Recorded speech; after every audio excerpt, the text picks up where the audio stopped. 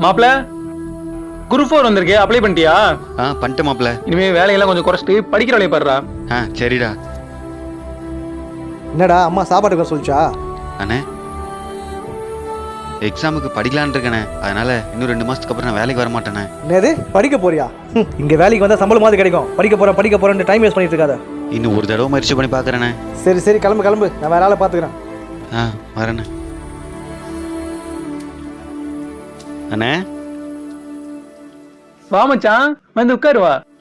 ஏய்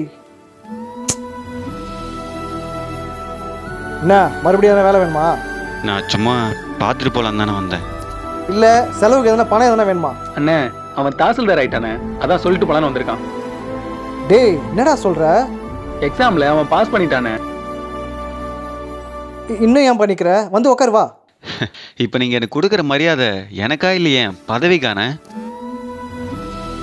நான் பார்க்க வந்தேன்னு சொன்னது உங்களே இல்லைண்ணே, என் நண்பனை. ஏன்னா அவன் தான் என்கிட்ட இல்லாதப்பவும் ஒரே மாதிரி இருக்கான், என்கிட்ட இருக்கிறப்பவும் ஒரே மாதிரி இருக்கான். நீங்கள் கொஞ்சம் அவனை பார்த்து கற்றுக்குங்கண்ணே. நான் வரமச்சான்.